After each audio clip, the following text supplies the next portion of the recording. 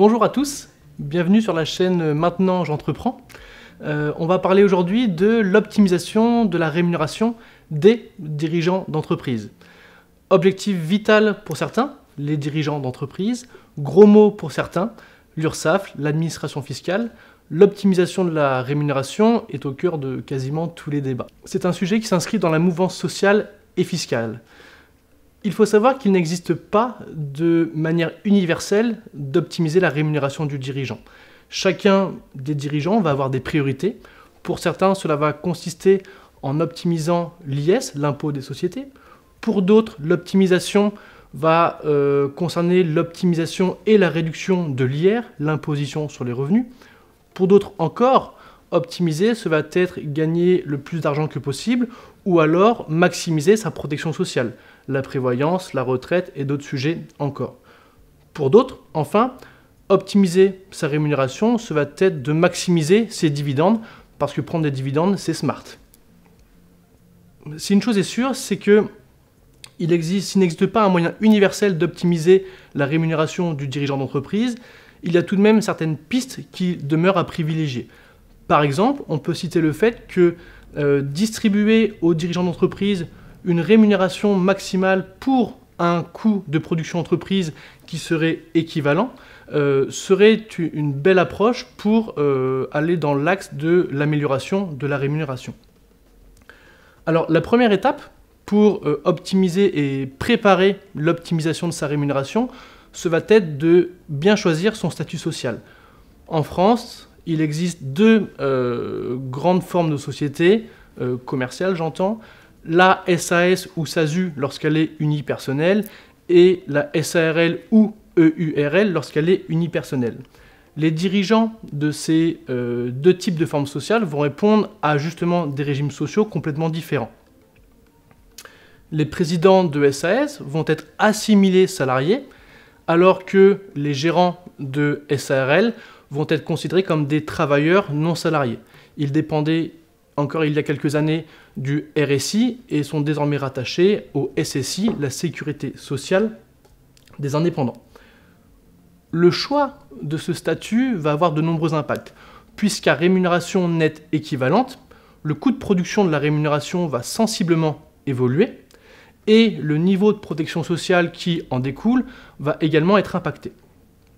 Prenons un exemple, notamment pour un dirigeant, quel que soit son statut social, qui se rémunère de manière nette à hauteur de 50 000 € par an.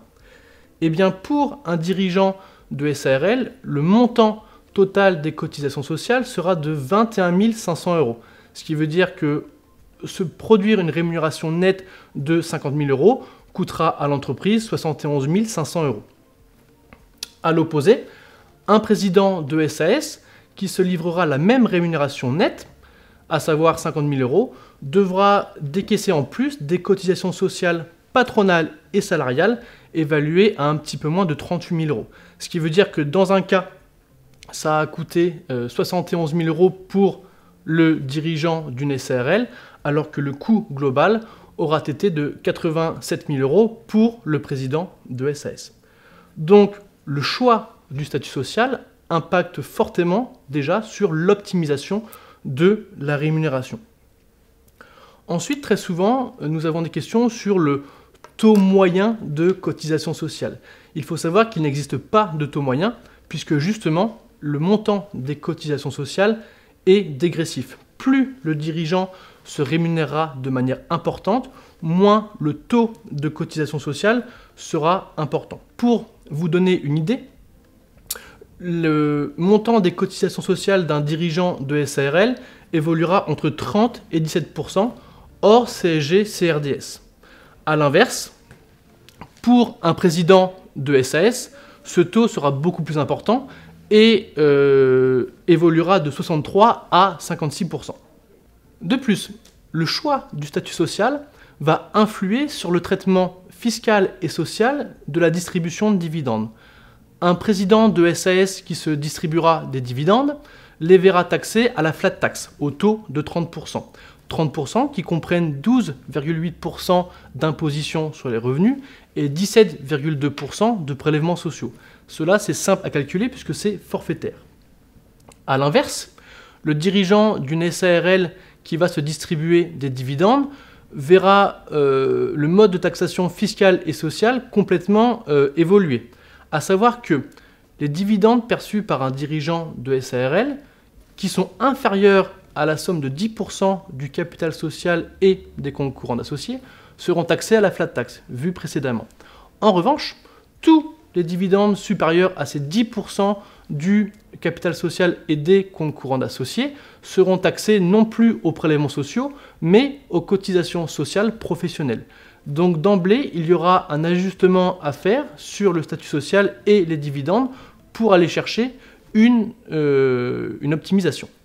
In fine, l'optimisation de la rémunération du dirigeant n'est en rien universelle.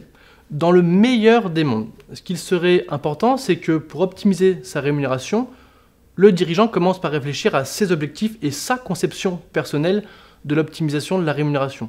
Est-ce qu'il veut optimiser l'un des impôts, plutôt l'IR, plutôt l'IS? Est-ce qu'il souhaite maximiser sa rémunération? Ou est-ce qu'à l'inverse, il souhaite limiter sa rémunération pour avoir un coût de production entreprise qui soit le moins élevé possible? Ce choix vous appartient. Et bien sûr, votre conseiller comptable, expert comptable ou même votre conseiller patrimonial peut vous accompagner dans cette démarche. Une fois que vos priorités sont établies, il va falloir définir votre besoin personnel. Quel est votre besoin de rémunération? Nul besoin de se rémunérer au-delà de vos besoins réels. Puisque si vous vous rémunérez au-delà de vos besoins courants et habituels, cela va avoir pour effet, en effet, de siphonner un petit peu la trésorerie de la société, mais surtout de faire exploser votre imposition sur les revenus personnels. Et cela ne sert à rien dès lors que vous n'avez pas besoin de ces revenus.